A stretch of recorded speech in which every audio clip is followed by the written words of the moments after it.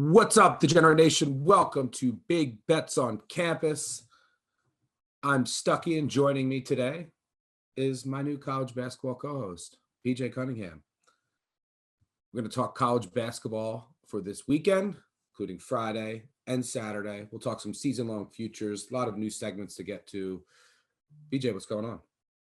Not much, Stuckey. I know a lot of loyal listeners to the Big Bets on Campus podcast are probably expecting Colin Wilson and his beautiful velvety voice, but you guys, I guess, are stuck with me for this college basketball season. Hopefully I can provide, some of the analysis that Colin has in the past, but we're hitting the biggest part of the college basketball season. It just hoops every single day, and it's a ton of fun, and hopefully we can help make you guys some money from now until March. Colin's a one-trick pony anyway. He knows Arkansas basketball, and that's it. But Colin will probably be stopping on. We'll have some guests throughout the year. We'll cover certain conferences. We'll cover futures, of course, almost on a weekly basis. Three-Man Weave, who do our Wednesday weekly episode, will continue to do so. We'll have them on every Friday, or when we record on Thursday, comes out on Friday, as part of our Friday night six-pack, just like we did last year, if some of you remember that. This week, we'll just give you what they had for Friday night. They didn't have a chance to record, but we will be back to status quo next week. BJ, for those of you that aren't familiar with yourself, why don't you give a quick background on you, and then where you're from, and most importantly, who your team is in college basketball? Yeah, so I am born and raised and still live in the great state of Iowa. So diehard Hawkeye fan, football, basketball, everything. Little background, I started with the Action Network right around the middle of 2020 when sports started coming back after COVID. I work on a couple different sports here, most notably soccer, baseball, and help out a little bit with college football as well, along with college basketball. So this is my first time doing a college basketball podcast. I do a soccer podcast for us here at the Action Network as well. But I'm really excited to be on with a legend like yourself here, Stuckey. Oh, you're too kind. So speaking of Iowa basketball, it's very bizarre that I wonder if it's frustrating or you're just used to it. You have Iowa football. It's like great defense and subpar offense, and then basketball. Once again, it looks like we have a classic Fran team. We have great offense and not so great defense. Murray looks like he's a hell of a player. Is this the same old Iowa? What is the ceiling? Are you really excited about them, or are you still trying to get over last year's disappointment? Where do you stand with them?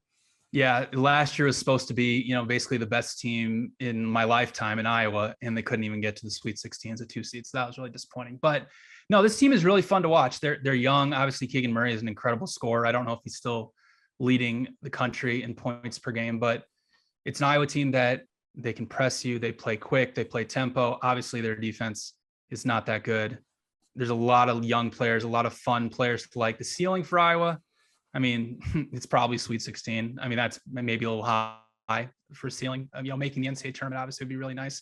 I think they're sitting right now 25th in the Ken Pom ratings. They had, a disappointing loss against Wisconsin their last time out. But, if you look at the shot quality numbers, it was pretty even, and Iowa maybe should have won the game. So, it's going to be another season where, I'll be happy with a Sweet 16 berth. But other than that, like you said, it's just another classic Fran team where we'll pull off some upsets at home. We'll get close against some of the big boys on the road and everything like that, and not be able to pull it out. But again, probably Sweet 16 is the ceiling for this team.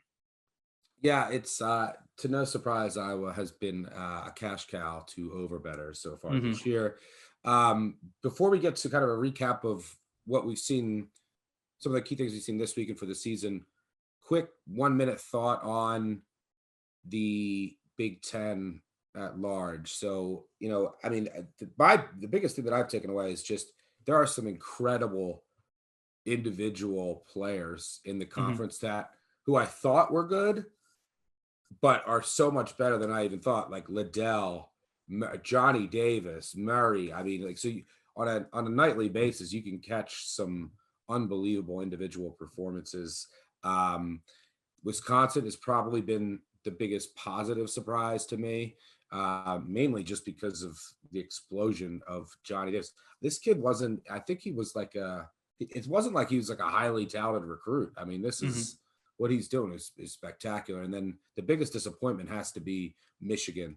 And just their defense has fallen off a cliff. They just look lost. I mean, obviously Wagner and company, some of the players that they lost were much more important than I personally thought, because I thought Michigan was gonna take a step back, but not this much of a step back. Any thoughts you want to add for the Big Ten at whole? Well, obviously Johnny Davis, I think he's the favorite now to win the Wooden Award, which is kind of crazy to think about. I don't know what he was preseason, but it obviously, like you mentioned, it, Michigan has been a massive disappointment, especially defensively. In the half court, they look like you said, they look lost.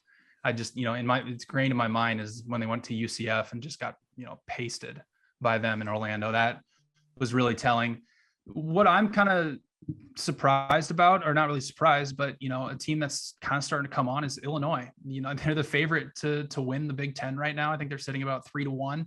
I don't think, they're obviously not really one of the favorites, but sitting around, 20-1 to begin the season.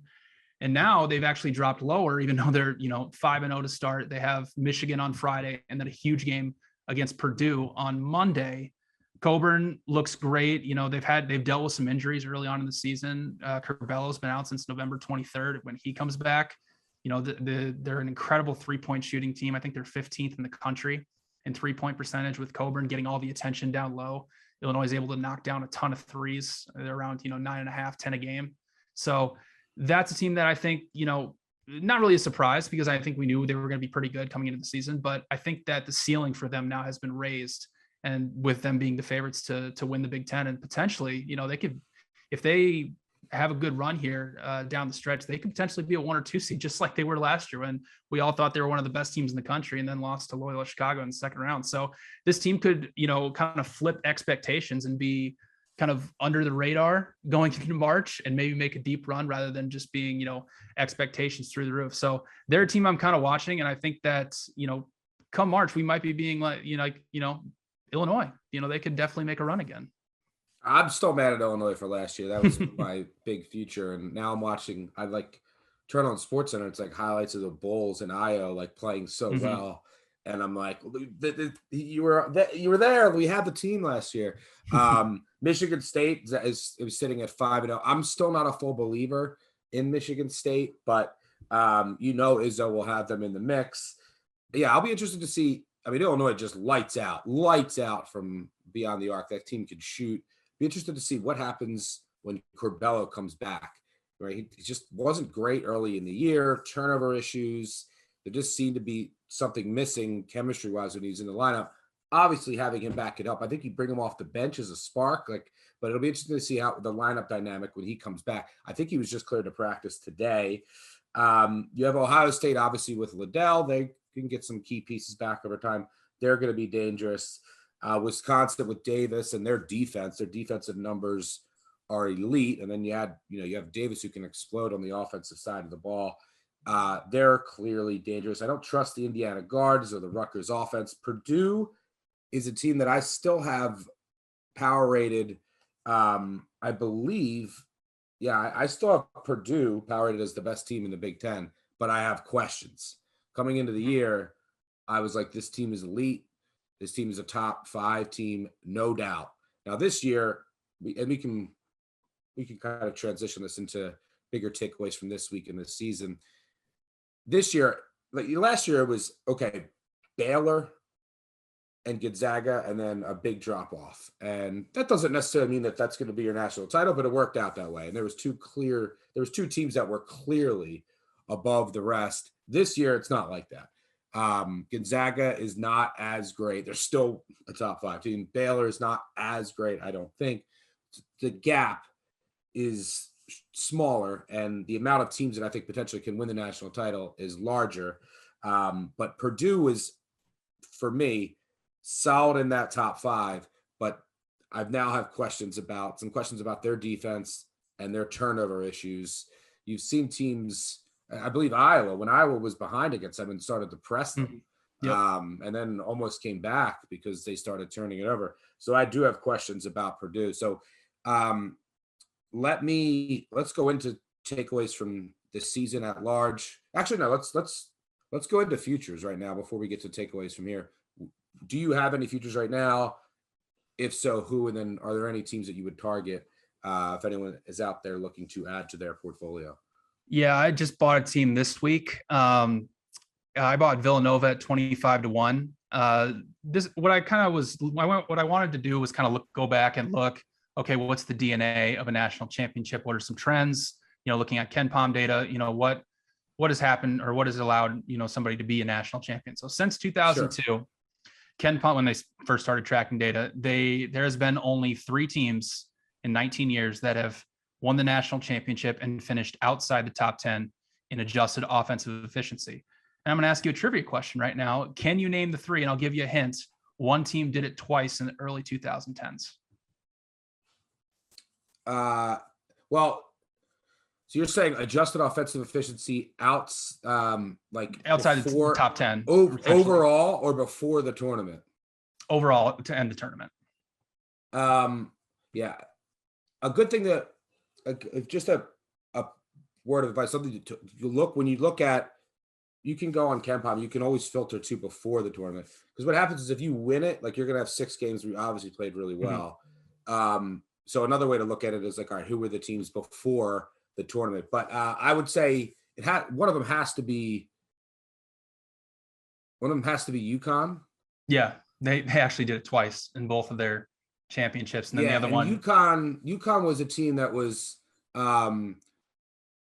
if you look like pre-tournament teams that were, if you look at their adjusted offensive efficiency and adjusted defensive efficiency, one other rule of thumb is you basically cannot be, if you add both together, you basically cannot be over 50, right? So if your defensive efficiency was 52 and your offensive efficiency was 2, right? That's like there's a red flag there on your defense. Mm-hmm. Or if like your offense and defense are like 30 and 28, it's like, all right, well, neither one is elite enough.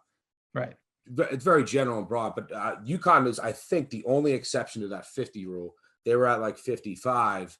Mm-hmm. I think that was the team where Kemba got in and just went bonkers, right? Yeah, it was Kemba and Shabazz in 2014. So basically, it was just they had one dominant scorer that they just rode through the championship. And I don't really know if we obviously talk about Johnny Davis and these type of guys, but I don't know if we really have that type of guy this year in college basketball that's going to be able to do that. Now he might emerge, as we go throughout the season, but as we're standing today, I don't know if we have that type of dominant scorer. But Villanova right now is top 20 in both adjusted offensive and defensive efficiency. And I understand that they have flaws. Like they're obviously have, they don't have a lot of size inside. They haven't shot the 3 ball as well as they should have. A lot of their shot quality numbers, post-game win expectancies, they've gotten away with some, including the game, against Xavier on Wednesday. They probably, they led for a long time and then probably should have lost it at the end. However, with that being said, that's a big win though for them, because just a Big East seedings, just quad 1 wins, like right. Just put them in position for the 1 seed, for a potential 1 seed come March. But this is more purely of like a numbers play, because if you're looking at Villanova's schedule going forward, they've already played Xavier twice. They played a really, really tough non-conference schedule. I think that they are number 1 on KenPom in their opponent adjusted offensive efficiency. So they basically played, cumulatively the best offenses in the country so far. Yep. And going forward, their toughest opponents, they have 2 games against UConn and then a home game against Seton Hall. And that's pretty much it. And they're going to face basically teams outside the top 40 in the KenPom rankings. So it's not crazy. Yeah, we could, like you said, we could be sitting here at the end of the season, those 2 big wins against Xavier, obviously a big win against, I believe, Tennessee earlier in the season.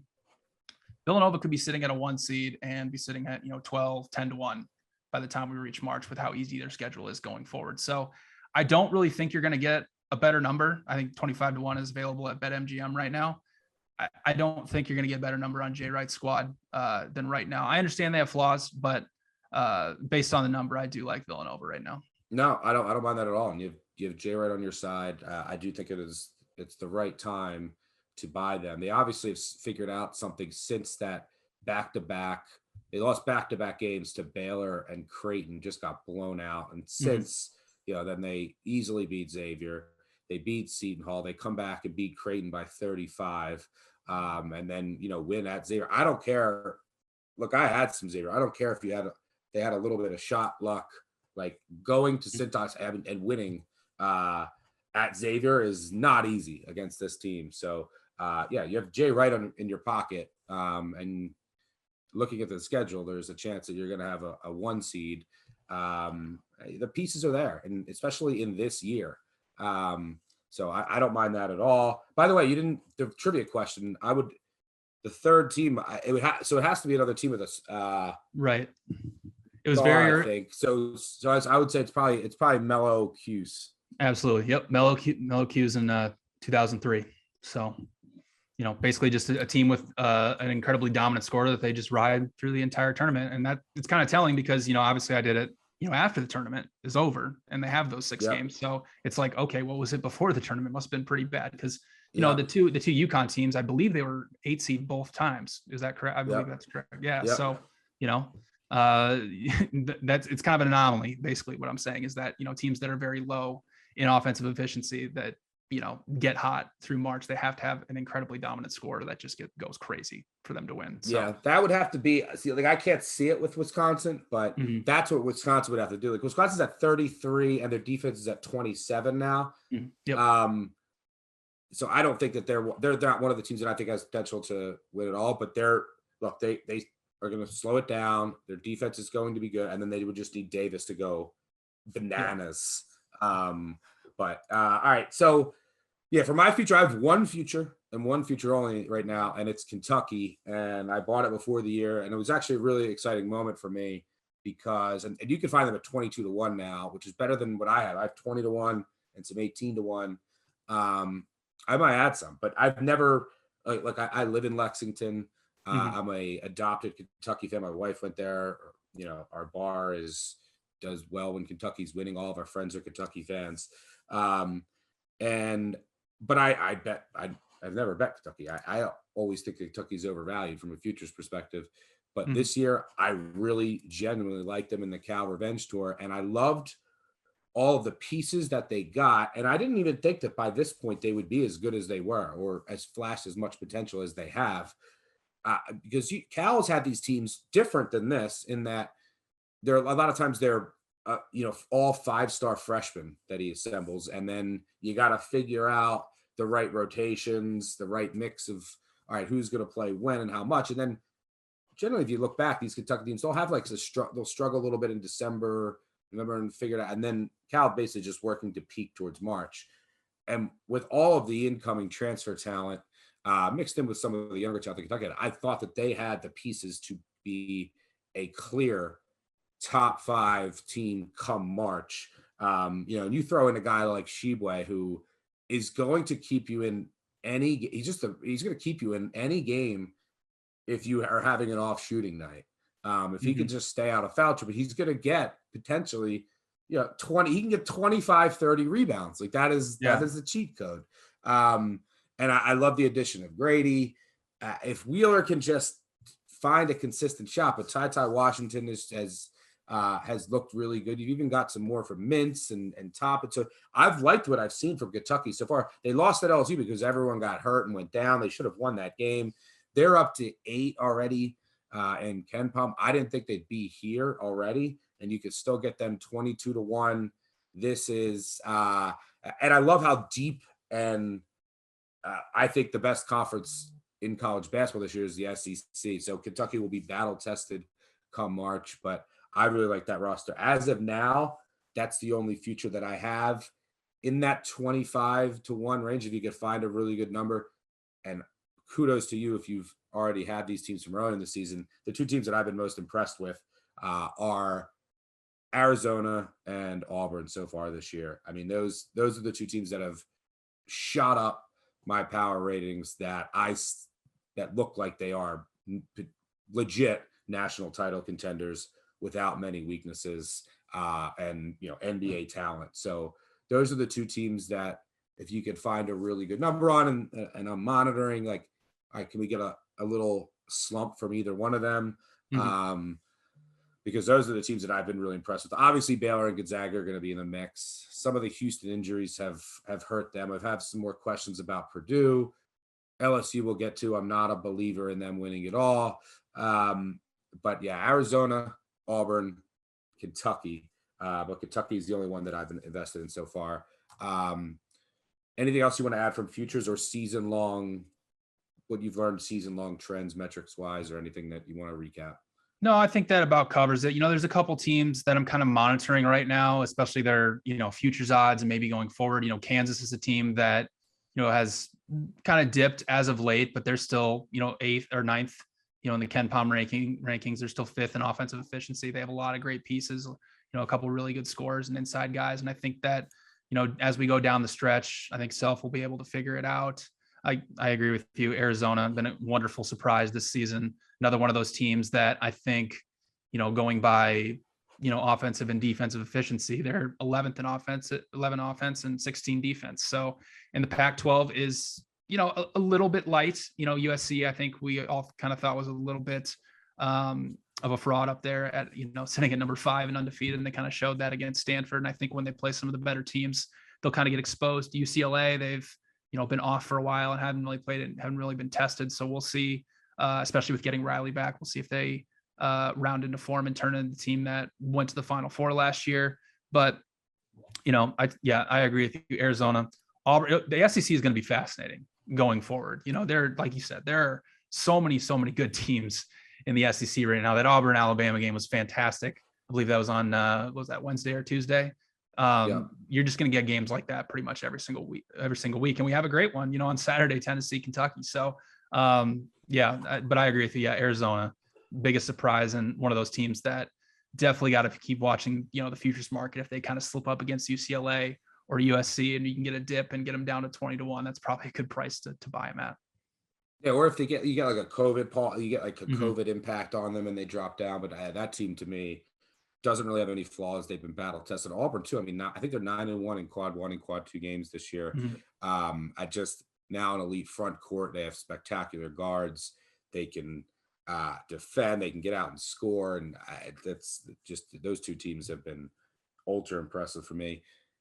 Recap of the week that was. I'll say 2 quick things. I don't believe anymore in any of the COVID news from what coaches say. I've heard these coaches, we're crushed by COVID. This is a hospital room where, we have medics that might have to administer IVs. And then like this happened with Leon Rice and Boise State last night. I thought half the team wasn't going to play. I bet Nevada it came out +1.5. I'm like, well, how is this +1.5 with Boise in a ER? And then, the line moves like 6 points and then Boise comes out completely healthy, ready to roll. And so I think a lot of these coaches are they say this is like it's like armor. So like if things are going poor, it's kind of like your insurance. You're like, hey, well, we're in a COVID withdrawal COVID paused, things went poorly. So yeah, my biggest takeaway so far of this week is that like, I just can't trust the coach speaking for the season.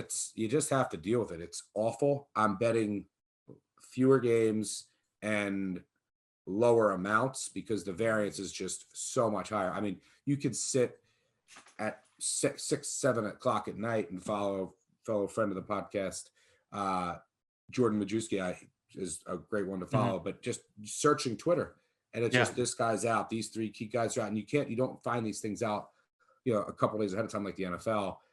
So it's the wild west, and Omicron does spread quickly based on other countries they didn't get out. So hopefully this is just like a January thing. It's going to linger longer, but just where it's like this crazy. So just higher variance. You just got to deal with it. You hope that it evens out over time. But other than that, my main takeaway is like March is going to be sick. This is a wide open year at the top. I think there's legitimately, realistically to me, there's like 10 to 12 teams that I could see winning it all. Yeah, I agree. It seems it's kind of funny right now, with our jobs, to track all these things and figure out who's in and who's out. It's almost become like a full-time job right now. And thank God for Jordan, because he's so good at finding all of these different things. Because I find myself searching on Twitter, I feel like, 10, 20 times a day, just trying to figure out if a person's coming back from, COVID or whatever the injury is, especially with the small schools. We don't get a lot of news out of them until we get the starting lineups like 5 minutes before the game. So yeah, it's like you said, lower amounts, a lot of variance, maybe bet less. I know that sucks, obviously, because I hate to tell somebody to have less action, but then again, it's just so difficult, with all this COVID news and everything like that. From this past week, talking just strictly basketball, obviously Baylor going down at home was a little shocking to Texas Tech, who didn't have Shannon.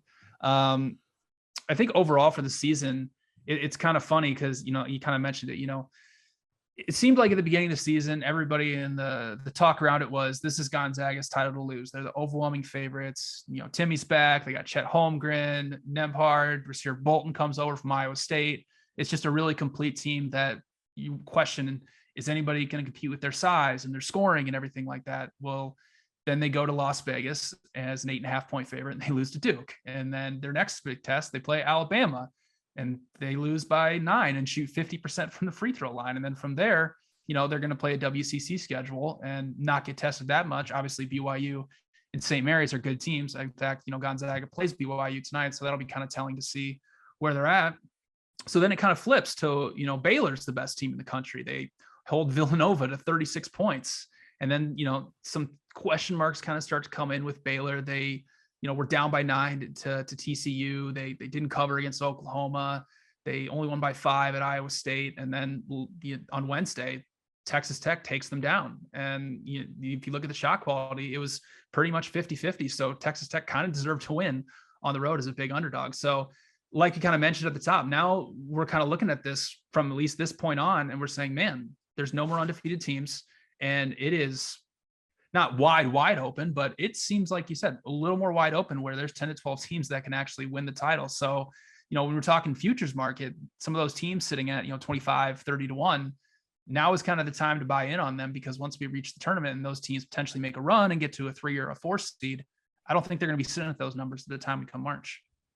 Yep. Yeah. I mean, I thought it was crazy that, look, Gonzaga, again, I still have them as a clear top 5 team as I do with Baylor. But I thought it was crazy that you don't just lose Suggs and Kispert and then everything is fine. And then Baylor, with all the talent they lost, now Baylor is still so deep. I mean, they've really no weaknesses from like 1 to 8. That's one of the things that I like about them. Like, they don't really rely on one guy, but these teams are not as good as they were last year, given the talent that they lost, the NBA talent that they lost. So I think that they took a little step back to the field, still arguably both above the field, but clearly not the same teams that we saw last year dominate start to finish. So obviously we're not buying low on Gonzaga or Baylor. I don't think that opportunity is going to come all season, but there are other teams that we could potentially buy low on headed into the weekend.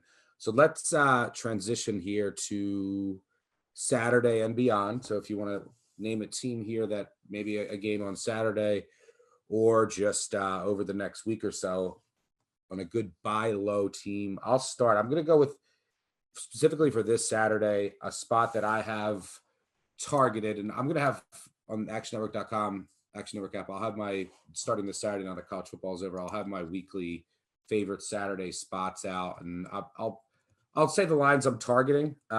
We'll, for a lot of things that we'll do, we'll assume, okay, what if the line is what KenPom projects it as? But I'm going to be looking at Virginia Tech against Notre Dame. Virginia Tech has lost 3 straight. They are now 0-4 in the ACC, which is, the ACC has been so poor this year. They just lost to Virginia by 2. Again, they didn't score in the final 3 minutes. They lost to NC State by 5 the game before. They lost to Duke on the road in a game that kind of just got away late before that. They lost to Xavier by 1 on a neutral. This is a team that's been close and is bottom 10 in shot quality luck. I like some of the things that they do. And if you can't, one of the weaknesses is Storm Murphy, who's their point guard, runs a lot of their point guard. He's not the most athletic guy. He can be pressed and into turnovers, but if you're, Notre Dame is not going to do that. So Virginia Tech should get into their offense here. Notre Dame, on the flip side, And I like Virginia Tech's offense with the Lumen company. If you look at some of their numbers, it's a pretty damn good offense. Notre Dame on the flip side has won just out of nowhere. They've won 6 in a row. They beat Kentucky, lost to Indiana, and then they've won 6 in a row. 2 who cares wins, but then then they beat Pitt, North Carolina, Georgia Tech, and Clemson. All of a sudden, they're 4-1 in the ACC. But this team is like, they beat Georgia Tech in overtime on the road. They beat Pitt by 1 on the road. This team has been completely different. They also lost to Boston College on the road by 16. Different team on the road. I think this is a desperate effort from Virginia Tech. Little bit of letdown here for Notre Dame. I think it's a good opportunity to buy low on Virginia Tech. I think they end up winning this game by double digits, take out some of the frustrations of their season so far. Yeah, I'm gonna. This is gonna seem like I'm kind of biased, but I do kind of like the spot for Texas against Iowa State. Obviously, the Longhorns lost on the road in Stillwater. 69-51. The final score looks pretty bad. But Texas had so many open shots. They just couldn't make anything. If you look at shot quality, it was basically 50-50 in the post-game win expectancy. So, a really big switch from losing by 18 to a pretty much 50-50 shot. Iowa State obviously has been a great story. They won 2 games last year. They got a new head coach from, South Dakota State. They've been really good, but they're really starting to trend in the wrong direction as of late. They beat Texas Tech by 4. Texas Tech had 7 available players on the road, and they still hung in there, and I believe had a better post-game win expectancy. And they go on the road to Oklahoma, lose, and we're winning by double digits, and then allowed the Sooners to go on a 23-4 run and beat them. And then this past Tuesday, they went into Fog Allen and they played really well. And you can make a case they maybe should have deserved to win that game. But this is a matchup where I believe Texas has great advantages. They love to play a very pragmatic style in the half court, which is probably what this game is going to be, because both these teams, Texas is 354th in tempo and Iowa State is 240th. Texas went in half court offense is top 20% in college basketball in points per possession. And they love to get the ball inside. And that's where Iowa State is vulnerable, because the Cyclones are top 10 in 3-point percentage allowed. So elite 3-point defense, but that's not really what Texas likes to do. Texas is an unbelievable defensive team. They're top 5 in the country in points per possession allowed in man-to-man half-court defenses, and Iowa State is in 139th in adjusted offensive efficiency, and they're well below average in half-court offense. Ken Pom has Texas, I believe, at -1. We'll see if by game time, if things start to trend towards Texas. But if Texas is a pick'em or an underdog in the spot, I'm gonna have to buy the Longhorns names. The Iowa guy with one of his first looks of Saturday is fading Iowa State. Shocker. No, but I actually agree with you here on this. Like, this is not a bet that I would normally make. Just the type of spots that look like Iowa State has lost 2 in a row. They're coming home. Mm-hmm. There might be a small home dog at Hilton where they have an incredible home court advantage. But I still think that Iowa State, which you have to give a ton of credit to Otzelberger, who's assembled a lot of these transfers. It was almost a brand new roster, and their defense is legit. You watch their defense, you can look at their metrics. Their defense is legit, but I think that they've risen up power ratings and in the market way too much. This is still an offense with a lot of flaws. Mm-hmm. And I think what you're seeing, they've lost 3 or 4. Those to Baylor, Oklahoma, and Kansas. What you're seeing is kind of them crashing back down to earth. And if we do get Texas -1, I don't think that they've crashed down back to earth enough. Texas's defense by any metric is elite. So, like, you want to say that both of these defenses are equal? I think Texas's defense is actually a little better. Fine. Half court battle, 2 elite defenses. I'll take the Texas offense. In the Texas offense here any day of the week operating in a half court, because they should live on the offensive glass. They should get to the line frequently as well. Iowa State, aggressive defense, but they foul a lot, and Texas is really good at the line. Iowa State turnover issues on offense, that should plague them. And I believe Trey Mitchell, one of the big gets for Texas, who didn't play 2 games ago, only played 2 minutes last time out against Oklahoma for COVID protocols. Beard came out and just said, like, look, yeah, he hasn't been practicing, so he wasn't conditioned right. He hasn't been practicing, but he expects him to be full go for Iowa State after practicing the rest of this week. That's huge. Maybe you get Favors back as well. But yeah, I know it's a tough environment. Iowa State off 2 losses, but at Texas -1, give me the better offense in a matchup of 2 elite defenses, even though I think the Texas defense is a little better, not by much, and the better coach. So I actually agree with you. Hook 'em. Texas big game for Texas. They need like one of these they need a big road win for their resume. Like if you look at their schedule, it's like the Oklahoma one was at home. Other than that, I mean, you lost to Gonzaga. It was close. You lost to Seton Hall on the road. These are all on the road. It was close. You lost to Oklahoma State.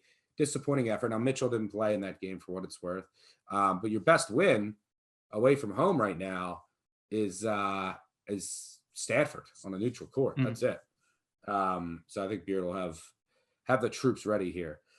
All right. You talk buy low. Let's talk a little sell high. And I'm going to stay in the Big 12, and I'm going to sell Texas Tech, who I just wanted to check the final score. They just beat Oklahoma State 78-57. Before that, this week, on Saturday, they beat Kansas. They upset Kansas. On Tuesday, they upset Baylor on the road, number 1 Baylor, and then 2 days later, they beat Oklahoma State at home. I thought maybe there's a little bit of a letdown today. Didn't play it because it was just a horrendous matchup for Oklahoma State. They just, Texas Tech does not let you get anything in the middle. They're no middle D. Oklahoma State can't shoot the ball. I'm not surprised that it didn't go well for Oklahoma State tonight. But, now you go after these, 3 pretty big wins. You go to Kansas State. And by the way, next week on Tuesday, you got a little rematch with an Iowa State team that beat you 51-47, and then West Virginia and Kansas. So this is a sleepy spot for Texas Tech after a hell of a week. And Kansas State has been close. They've been close. And, they've lost 4 straight, desperation effort here. But, I mean, this is a team that lost by 1 to Marquette. They lost by 2 on the road to Oklahoma. They lost by 3 on the road to West Virginia. They just lost by 3 at home to TCU. On Texas, they had a lot of guys out for COVID. And that game was actually fairly close until the end. So this is a team that's still battling. The Wildcats haven't been turning it over. They can hit some threes here, which you need to do against Texas Tech. I think that they should have close to their full roster available. And something to keep in mind is if Texas Tech is close at the end, if they're up 5 to 7 at the end of the game, and this line is, 6 or 7, Texas Tech is horrendous at the line. So that could end up seesawing this game into Kansas State sneaking inside the number. But I just think this is a spectacular spot for Kansas State off 4 straight losses. They're still scrapping, and could be a little flat one for Texas Tech and the Red Raiders. By the way, it's a noon tip in Manhattan, like Sleepy City. So give me Kansas State. How about you? Sell high? Yeah, I'm going to go to the SEC, and I'm surprised you didn't pick this team, but LSU. They're the number 1 defense in college basketball by adjusted efficiency. They're one of the best defenses in points per possession in both transition and the half court, but they weren't tested at all in their whole non-conference schedule. The best team they played was Belmont, who's 43rd in the Ken Pom rankings. And so now they get into the SEC schedule. They lose and get beat pretty bad by Auburn to open it up. I understand they beat both Tennessee and Kentucky at home. They obviously went to Gainesville and beat Florida on Wednesday, but this offense is not good enough to be essentially one of the favorites to win the SEC. And in all 3 of those games, I know you tweeted it out this morning, but Florida had a 77% post-game win expectancy against LSU on Wednesday, but lost, I believe, by 7. And then, even the 2 games before that, the Tennessee game, it was about 50-50 post-game win expectancy. And against Kentucky, like you mentioned earlier, Kentucky really should have won. I think they were around 78%. So this is a team that... And Kentucky had all kinds of injuries. Right. They lost Wheeler. Then they lost Washington. Sheba was in foul trouble. Yeah. LSU's been incredibly fortunate. Right. I mean, they in their 4 SEC games, they've only averaged over 1 point per possession one time, and they've turned the ball over at least 15 times in all 4 of those games. I mean, you even saw it kind of in the market and on Wednesday. And obviously I understand, Pinson was out, but Florida opened at +2.5 and they closed at -3.5. I don't know about you, but I don't think Pinson's worth, 6 points to the spread. Yeah. So that just tells you that the market is saying, okay, this LSU team, they're not as good as they're, being 7th in the Ken Palm rankings. They're going to play Collins, Arkansas Razorbacks on Saturday at home. Ken Palm has them as a 12-point favorite. Musselman is not going to be on the sidelines. I'll be honest, off the top of my head, I don't know who their assistant coach is, but I'm sure if you contact Colin, he can tell you everything about him, including what he had for lunch today. I can't believe he's not going to be up in the box like Hugh Freeze on the bed. Right. I mean, and I'm not going to, Arkansas obviously hasn't been playing that well this season, but defensively, the only really advantage that LSU has offensively is they're an incredible offensive rebounding team. They're, around 34% offensive rebounding percentage. Well, Arkansas is top 10 in defensive rebounding, and LSU, like we already mentioned, they cannot shoot the ball. They're getting very lucky in a lot of their shots. They're, not taking, high quality shots. This is a good spot, to get Arkansas. If you can get them, double digits, +13, +14, I'm sure, Musselman being out will add a point, maybe 1.5 to Arkansas. So I think it's a great spot for the Razorbacks. Eventually, this LSU team is going to come back down to earth. So if not now, I believe they go to Alabama next week in Tuscaloosa. So that'll be another good spot. But who knows? The market might continue like they did to Florida, and Alabama might be a -3.5, -4 favorite. But give me Collins Razorbacks on the road as double-digit underdogs. Yeah, I agree. I had this circled as one of my looks and favorite bets that I was going to talk about later. So I'll jump in now and add. Yeah, I mean, from a shot quality perspective, LSU's been the second luckiest team in the country this year. They're 14 from just a shot quality perspective. They're 14-1 on the year. From a shot quality perspective, they're projected to be 10-5. They're holding teams to 26.3% from 3 and 62% from the line. Those are both top 5. And the problem is, you don't play defense against free throw. I mean, against Tennessee went 23 of 37. Florida went like 11 of 23. Mm-hmm. And a lot of these threes, it's even more important for them because they give up a ton of threes. I think that they're bottom 10 in the amount of threes that they give up because it's a very aggressive defense. And it's a great defense. I don't think it's as good as the metrics suggest. So I think that there's some regression coming in shooting and then the defense as well. But they're long and they swarm. But you get open threes against them, and no one can make open threes, and no one can make free throws against them. That is not going to last forever.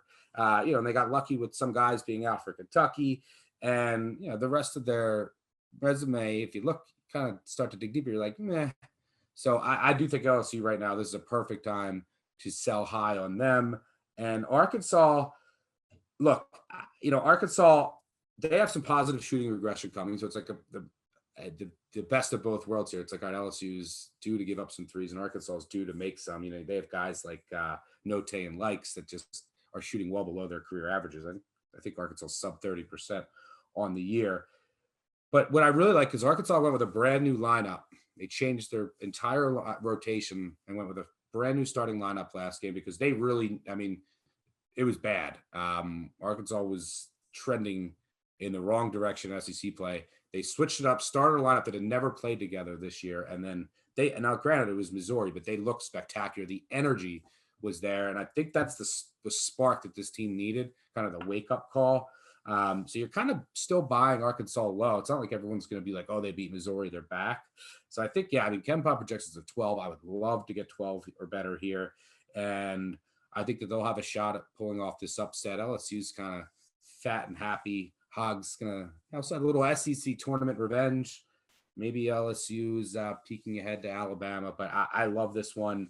As you mentioned, Hog's strong on the glass, which is important here. They also don't have glaring turnover issues, which is important against LSU, which generates a lot, forces a lot of turnovers, which can turn into offense. And I would assume most likely Pinson is probably out again. So that doesn't help LSU's case as well. So I completely agree with you on this one.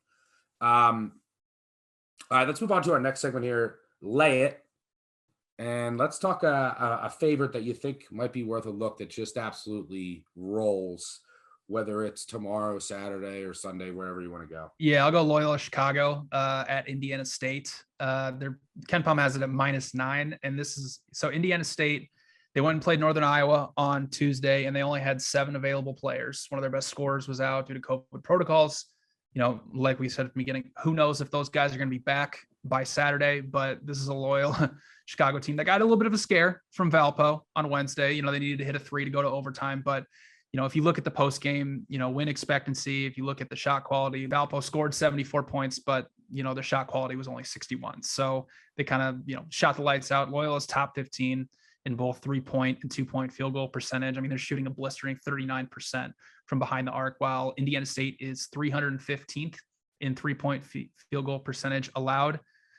If Indiana State gets those guys back, even with Cooper Neese in the lineup, they'll obviously be a little bit better, but this is a horrific matchup for them. They're really bad on defense. They just played an overtime game against Indiana State. So I love Loyola Chicago and how efficient, their offense is obviously incredibly efficient. They're probably one of the best mid-major teams in college basketball this season, but this is just a really, really tough spot for Indiana State. So give me the Ramblers as -9, we'll say right now. For mine, I'm going to go, I mean, one team worth looking to fade almost automatically. I never like to say that, but is UTSA. The Roadrunners are in free fall mode. It just came out that Deng is leaving the team, their leading scorer, to go play professionally. They've already lost Ivy Curry. They're down their top rebounder, their top scorer. They have nothing left on this team. There's reports out that there's infighting, and it's not good what's going on at UTSA right now with Steve Henson. And I mean, look, today they played Old Dominion. They lost 83-51. They got crushed by La Tech at home the game before. They played Southern Miss at home 3 games before. Southern Miss is a team outside the top 300. They lost at home to Southern Miss. The only win that they have since December 11th is over Dallas Christian at home. It's the team that's in free fall mode. They're going on the road to Charlotte. I don't know. Maybe the market knows now that where this team is at, and they just have lost everything that was decent about them. I would love to get like Charlotte -10 or 11 on an open. I also think Baylor might be worth a look. Now, It doesn't help today that Oklahoma State, got blown out, but Baylor off a loss at home, they've got to sit on that loss all week. Meanwhile, Oklahoma State had to play. They've played 2 games this week. They played tonight, and it's just a horrible matchup for Oklahoma State, just like against Texas Tech. They're not going to get anything at the rim, and Oklahoma State can't shoot. So that might be worth a look as well. But as of right now, UTSA is on fade alert. Yeah, that and Old Dominion, I believe, was out without one of their best scorers as well. So that's even more concerning. Yeah, pretty telling there. All right, let's talk. We get it's a big Saturday slate. We got to talk home dog. So what's a home dog that you have on your radar? I'm gonna go Eastern Kentucky at home against Jacksonville State. So this is going to be a 3-point shooting contest. I believe these teams are about top 10 in percentage of field goal attempts coming from behind the arc. So Jacksonville State, obviously, they live and die by the 3-point shot. They take around 43% of their field goals from behind the arc. They're hitting them at an incredibly high rate, 39.5%. That's top 10 in the country. But Eastern Kentucky, they're 22nd in the country in 3-point field goal defense, and they can't really do anything else except turn opponents over. They're 26th in the country in turnover defense. Well, Jacksonville State offensively is 315th in turning the ball over. So it's a pretty good matchup for Eastern Kentucky. And on the flip side, like I said, they do take three-pointers at a really, really high rate. They've just lost 3 straight games. Jacksonville State, they've won 3 straight against teams ranked outside the top 250. So what better time to grab Eastern Kentucky? Ken Palm has Jacksonville State around -2, -3. So, Eastern Kentucky, you want to throw it in a round robin, maybe take them. Hopefully I can get a, +3, 3.5, 4, somewhere around there. Give me the Colonels as my home underdog.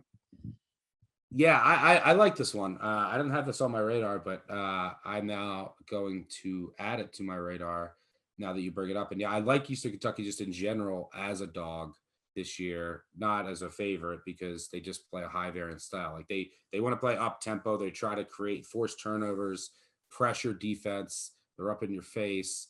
Now, if you can break the pressure and you can get to the rim, they're very vulnerable. But yeah, I think this is a good matchup and a good spot for Eastern Kentucky, so I like it. I'll go. Yeah, I mean this one's super ugly, but let's throw out Missouri Mhm. against Texas A&M. I was on Missouri last Saturday. I was scared. Everyone was like, "Are you making me bet Missouri plus 14 and a half against Alabama?" They won outright. Then they went to Arkansas, laid an egg in an awful spot. Arkansas changed their lineup, like had to win the game. Missouri's coming off the Alabama win. Now they come home for Texas A&M after getting embarrassed. They're at home. They've played better at home at least. So I expect you get a pretty good effort here. And Texas A&M, I think, has been outperforming their metrics. They've won 7 or 8 in a row. I mean, they're up near the top of the SEC standings, which is pretty shocking. So after dominating Mississippi, after pretty dominating Arkansas, they go to Missouri, and before they host Kentucky. So this is flat spot city. I don't think that Texas A&M can keep this shooting prowess up. So there's some regression coming in that department. They also, like Texas Tech, like I said, wanted to fade on the road in a bad spot. Texas A&M, another Texas team favorite, can't shoot free throws. Texas A&M Mm. is arguably the worst team in the country from the line. So again, if it's like in that area, if they're Mhm. catching, this is going to be like 6 or 7. That's when like the free throws can swing it. So yeah, let's go back to the well for a second straight Saturday on Missouri. Hold your nose special. By the way, staying in the SEC, any thoughts on Tennessee at Kentucky? Status of Wheeler. Kentucky can make do without him on the offensive end with Washington running the show. Calipari still tinkering with the lineups. He had Mintz, I think, start for more offense over Toppin the other day. But they really miss Wheeler just getting out in transition. Kentucky gets out in transition 25% of the time, which is second in the nation. Mhm. He speeds it up, but he's awesome on the defensive end. It's going to be hard for Tennessee to live on the glass here with Sheboy and Yep. at Rupp against Kentucky. The Tennessee droughts. I think that's what's going to cost them all year. This team their defense is elite. So is Kentucky's, but Tennessee just goes into longer scoring droughts, which I think we've seen it time and time again against elite teams this year. I think that is going to end up holding this team back throughout the end of the year. You're probably going to get like Kentucky minus 4.5 here or so. Mhm. Any thoughts on that game? Yeah, so I that actually is one of the games I was kind of targeting because I think this is somewhat of a buy low type of situation on Tennessee, just because Kentucky is, at its kind of heights right now. They had a great win against Vanderbilt. There's a chance that this line could tick up to maybe -5.5, -6. I might have to play the Volunteers. They're second in the country in adjusted defensive efficiency. They're really, really good at defending inside. They haven't, essentially their last 4 SEC games, the one they lost to LSU, they held them under 50% from inside the arc. The only time they really got torched inside was against Alabama. They allowed, around 60% from inside the arc, but Fulkerson and Kennedy Chandler were out. So obviously that affects that. Kentucky, incredible, probably the best rebounding team in the country. I don't know if anybody else is top 10 in both offensive and defensive rebounding percentage, but Kentucky is. So it's going to be very hard, like you said, for Tennessee to try to keep them off the glass. Tennessee, they are due for a little bit of positive shooting regression. That could come here against Kentucky. They shoot a ton of threes, but they don't shoot it at a very high percentage, only around 32% from behind the arc. Kentucky, obviously they blew out Vanderbilt. I believe that was on Tuesday, but Vanderbilt only turned the ball over 8 times and shot 40% from behind the arc. Kentucky just obliterated them on the boards. So, they won, they completely blew them out. I don't know if that's really going to happen here again, to that type of level against Tennessee. So again, if it's -4, I'm probably just going to stay away from this and move on. But if that line ticks up to -5.5, -6, I might have to play the Volunteers, at that number. Who knows if we actually get that, but with Tennessee losing back-to-back road games against Alabama and LSU, there's a chance that the market could push it towards Kentucky at home. Yeah, I think that if you get the 6, the look here is Kentucky. If this does Tennessee. If this does open 4.5, 5, for me, it's probably stay away. I just need a cushion to take Tennessee on the road against these superior teams, because there's going to be a drought. The defense will generally keep them in it, but there's definitely going to be an offensive drought, which is it's just got to frustrate Vols fans out there. All right, let's before we get to Friday Night Lights, let's talk any final looks of Saturday that we didn't talk about that you want to mention. I'll kick things off with San Francisco. Hopefully we get them. I would just love to get them -1 or better. Yeah, it looks like -2. I would love any -2 or better is fine. Great. Look, this is an awful spot for BYU, who before we're recording this, or after we record this, they're going to play Gonzaga on the road. And then 2 days later, they got to come back down to San Francisco and play the Dons, a really good Dons team. That 2 games in 3 days, I mean, both on the road against these 2 teams is brutal. Mark Pope, hell of a coach for BYU, going to spend this entire week preparing for Gonzaga. Then you got to travel, and San Francisco will be ready for this game. They got swept last year by BYU, and the reason is that they got dominated on the glass. And while BYU now is down 2 of their bigs for the season, and they still have some talent, but it's really raw. And San Francisco in the offseason went and beefed up their front court. So I think that that's huge here. Their offense, they're going to have an advantage on the perimeter with their guards athletically. I think that they'll have some success in the pick and roll. And one thing that they struggle with is transition defense, but that's not BYU's game. BYU's outside the top 300 in transition rate. So, I mean, just in terms of distance, geography, these teams that a day after playing Gonzaga, San Fran winning this game, they now match up really well. I think BYU is overvalued in the market. As I mentioned, they lost Harvard, they lost Baxter for the season. This is, Meeks is back for San Francisco. I love Golden, the coach for the Dons. This is all Dons for me. This is the late night Saturday game. I will be on San Fran, pending the number, which should be. You hope that BYU. I mean, if BYU beats, I guess I'm going to go root for BYU to beat Gonzaga. Then this is hammer time. Right. So I love the Dons. Because then you just get a huge letdown spot, and then BYU will get a big bump in the market. And oh man, let's go BYU. Right. What do you got? Well, I totally agree with you in that spot. And that was the spot I was kind of looking at. So I was looking at hoop math, and BYU allows 64% field goal percentage at the rim. That's very, very concerning against a San Francisco team that, yes, they shoot a ton of threes, but they're 5th in the country in 2-point field goal percentage. So really, really bad matchup, especially after playing Gonzaga. I think, let's go BYU. Hopefully they can hold with Gonzaga, because I have BYU plus 14.5 tonight. So that's probably going to look bad when Gonzaga beats them by 30. But no, I think there's another good spot in the SEC.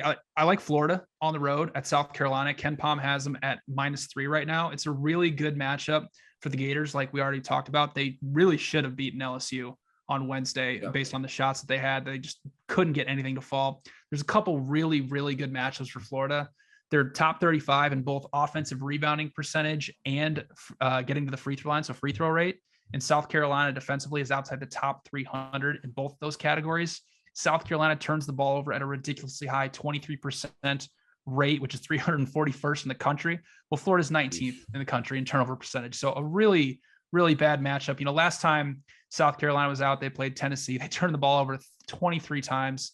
So Gators at, -3, -3.5 on the road, due for some positive shooting regression after, a game they should have won against LSU. I think it's a great spot for the Gators to pick off the Gamecocks on the road. Don't mind that. I'll stay in the SEC. I'm actually going to go. I'm going to look at Mississippi State as a home dog. I think you might get some value here with everyone. Alabama's lost 2 in a row. they might be a little inflated here. I think the spot to play Alabama is next week against LSU, but Alabama's lost to Missouri on the road. Then they lost to Auburn, hard fought Auburn game. And now you go on the road to Starkville before, you have LSU. So maybe a little bit of sample spot, but I look, Mississippi State is going to be ready for this game. Last year, they went 0-3 against Alabama, including an 85-48 loss in the SEC tournament. They got absolutely embarrassed. They were 6 of 45 from three in those three games.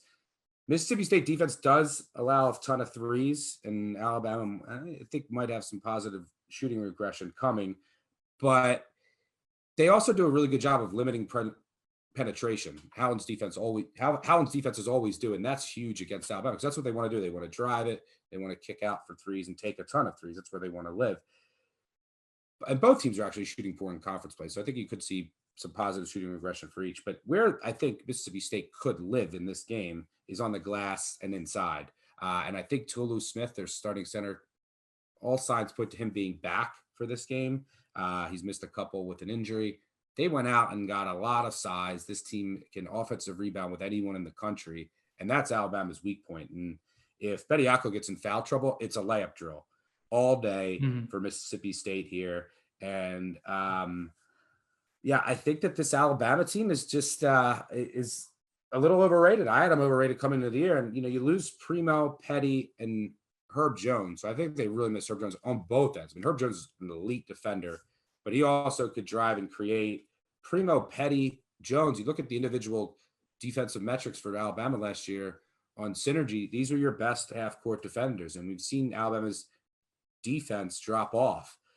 So I think that they've really missed them.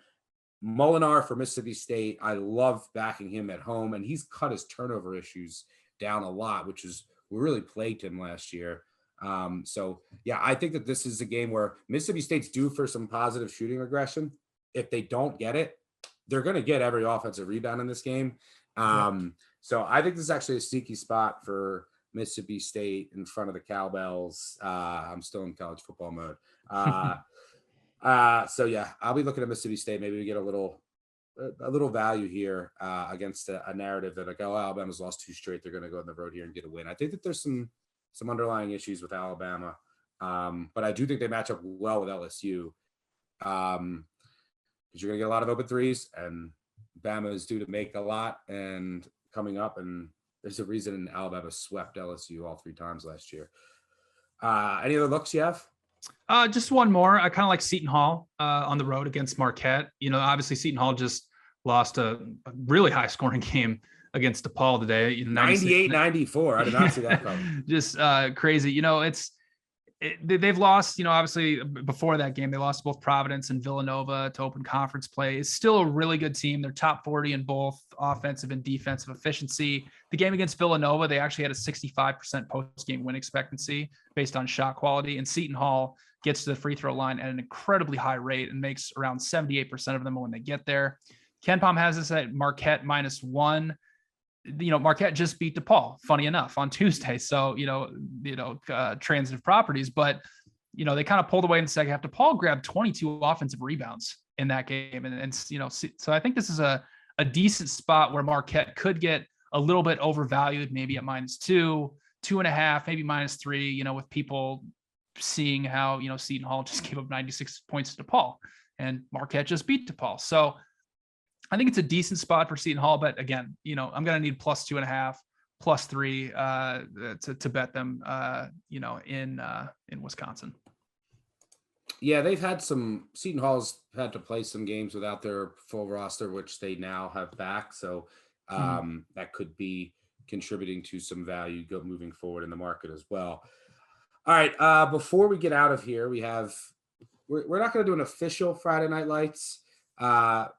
The three-man weave guys couldn't join us this week from recording. They did send us their picks, and then starting next week, we'll have the recording. There's only 11 games, and I can tell you that you have Michigan, Illinois, which they say Michigan's getting on the plane, but that's a perfect game. It's like, is it going to get canceled? Who's playing for Michigan? They're coming off the long COVID pause, which canceled the Michigan State game last weekend. You have another game in Monmouth and St. Peter's. Monmouth, the covering machine this year. St. Peter's.